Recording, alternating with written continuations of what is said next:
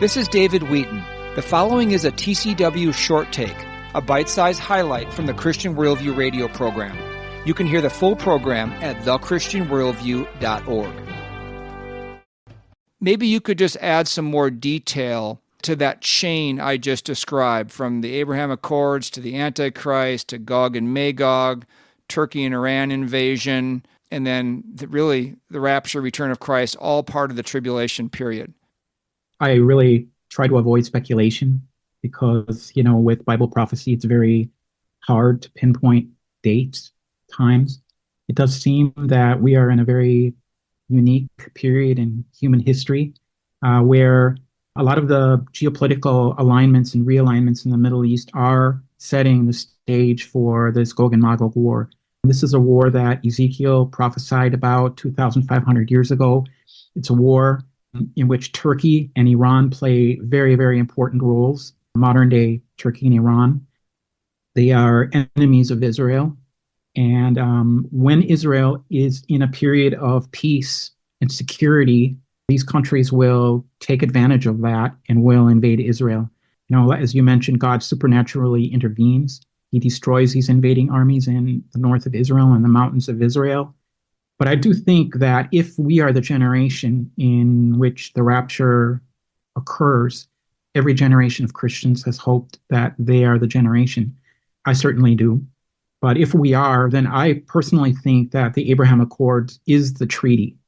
I'm not saying that Donald Christ is the Antichrist. I'm saying that this treaty, this normalization treaty between Israel and all the other Arab countries is a major deal. And it would basically result in a large segment of the Middle East recognizing that Israel is going to be in the land forever, that the Jews have a legitimate right to be in the land. And as I mentioned in the previous segment, the Islamists are going to vociferously oppose any kind of agreement that legitimizes Israel, particularly Israeli control over Jerusalem. So, I think that it's very possible that this is the treaty, the Abraham Accords. And at some point, as you mentioned, maybe the United States is no longer able to play the guarantor role for Israel's security. And that's when Gog and Magog do the invasion to try to seize Jerusalem, to try to take control over Jerusalem.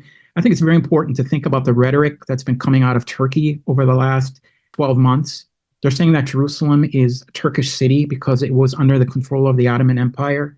They're taking advantage of the chaos in Syria, and they're basically exerting a tremendous amount of influence over the Syrian government and over Syrian territory, because Syria used to be part of the Ottoman Empire.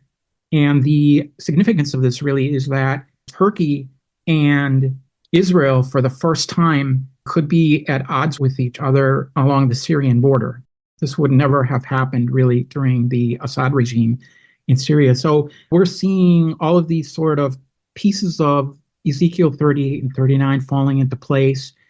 And I personally would not be surprised if the Abraham Accords are the treaty that Daniel refers to in Daniel 9. Daniel uses the word confirms the treaty. The Antichrist confirms. So Bible scholars are divided whether or not he negotiates a treaty or if he just reaffirms a treaty that's already in existence. It's very hard to tell from the language in Daniel exactly what is the meaning of the word confirm. In the end, God does intervene supernaturally, and the purpose really of Gog and Magog war is ultimately to bring the Jews in Israel to recognize that Yahweh is their God. And what's going to happen is going to be so supernaturally unbelievable. The total defeat of all of these invading armies, with God sending fire down from heaven to destroy them, is going to really, to my mind, result in a revival in the land of Israel. The book of Ezekiel says that that's what's going to happen, that the name of the Lord is going to be proclaimed in the land of Israel once again. I think it's significant for Christians to understand what's going on with the ceasefire deal, with the hostage deal, with the negotiations towards the Abraham Accords, the normalization with Saudi Arabia, because I think this really is setting the stage for end times prophecy, if I'm analyzing this correctly. And if we are in the generation, obviously, that all this is going to happen. So it's very exciting. I think that from a pastoral perspective, it's important that we're aware of the times in which we're living, that we really focus on holiness and on being right with the Lord, on repenting of our sins, because we really don't know what's coming, what's ahead.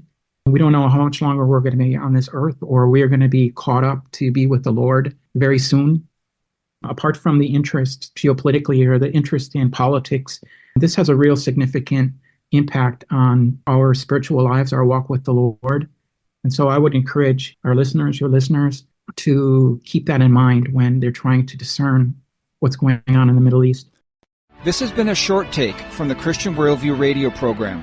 To hear the full program and connect with this nonprofit radio ministry, go to thechristianworldview.org. I'm David Wheaton.